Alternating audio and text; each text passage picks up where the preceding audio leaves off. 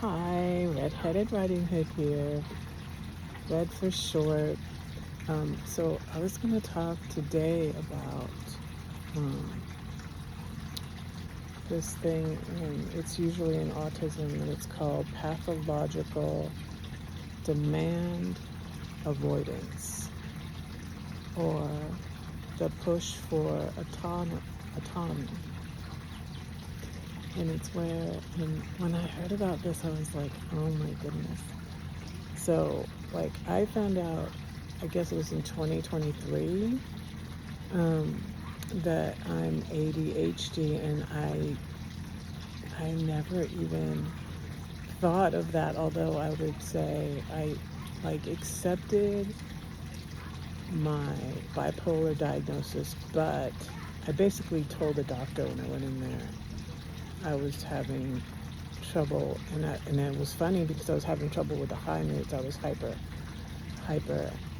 you know, and I said, well, my dad was bipolar, and that's not necessarily true because my dad really never really accepted that diagnosis, and I think and I'm not even sure if he got that diagnosis. I'm not even sure. My mom said something about it, but my mom always thought that he was, but now I think that my dad might have, definitely the narcissism, and he might have been autistic. So that kind of makes more sense. Um, he never had um, he never had the really bad lows, depressions. He never was hospitalized. He never had um, like where you're out of touch with reality, like where you're delusional.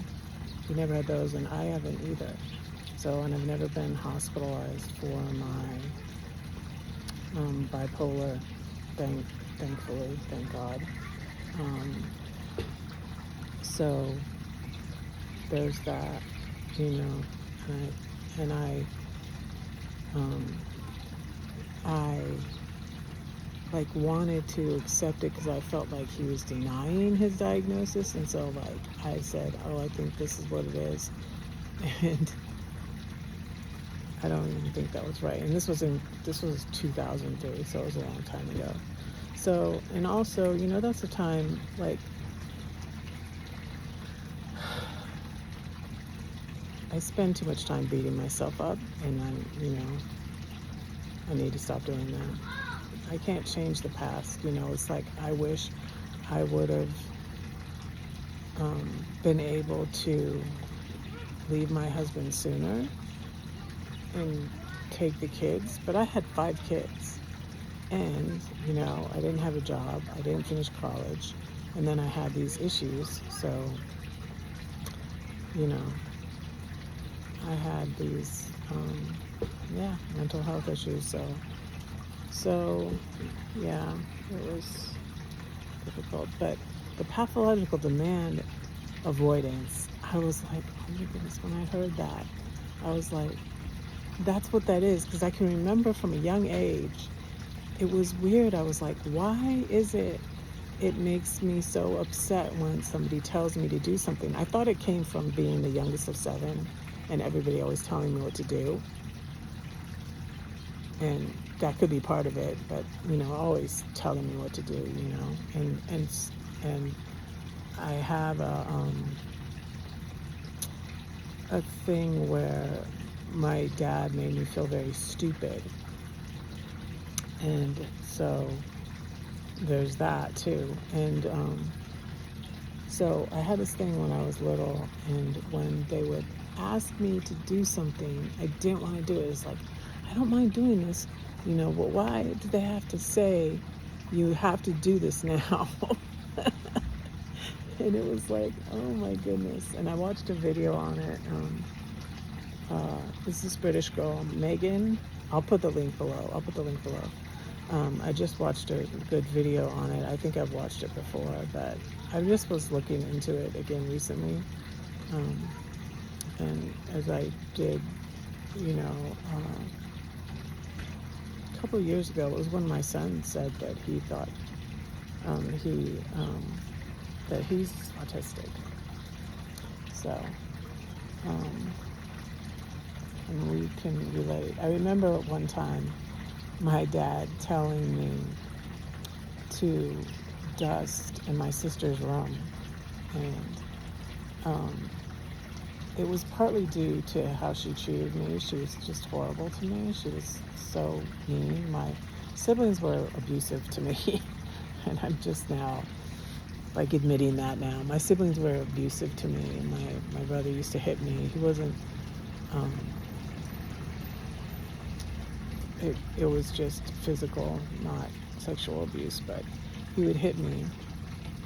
My parents would do nothing about it, never do anything. I mean, he wouldn't like sit there and beat me up, but he would hit me from time to time, and he kicked me one time. I would say stuff. I was very sarcastic because I knew he was he was just antagonistic. They didn't like me, and all I wanted was for my siblings to like me, and they hated me.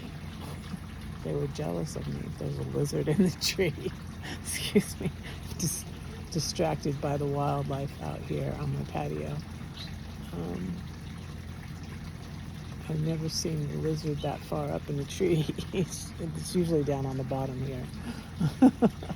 But so anyways, my dad told me to dust my sister's room, and I was refusing because I was like, what's she done for me? Because like she was at work. She got a job. She got a job because of me. Because my mom, like, oh gosh, she argued with my mom over it. I felt so horrible because my mom asked my sister to go get me clothes for school, and she was going to give my sister the charge card and to go get me some clothes for school, and my sister didn't want to do it. My sister was arguing with her about doing it and didn't want to do it, and this and that. I remember this. I was like about 10 or 11.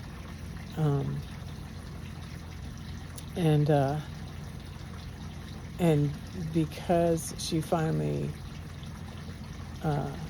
took me, she got a job at the clothing store where she was like seeing if the clothes fit me. She's like, could you do it?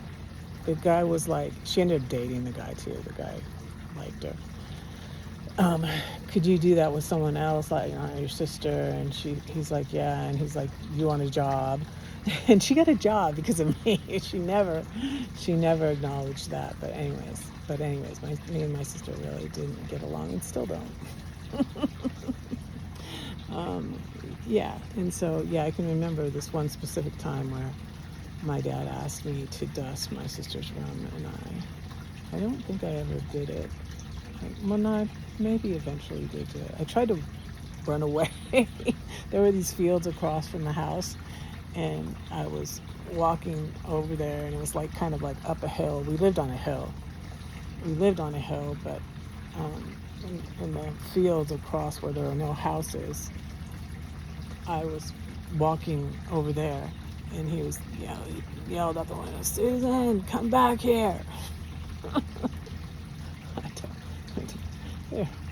Oh goodness, I felt bullied by all of them, my siblings and my dad.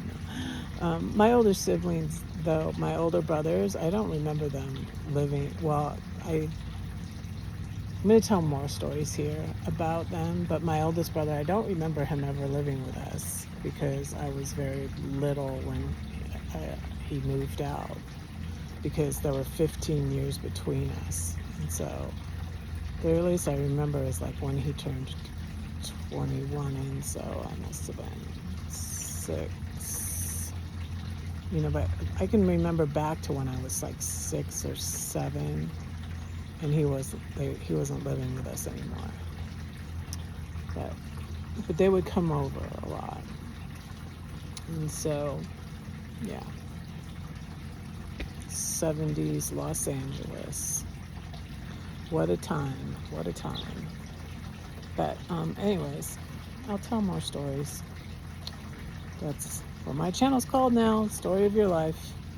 But anyways, look that up if you're interested in pathological demand avoidance. That's why I don't do good with a regular job.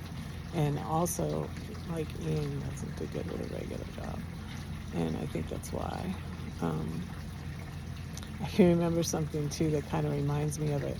When he was little, Ian was about 3, and I was ironing, and I said about the ironing board, I said, don't touch this.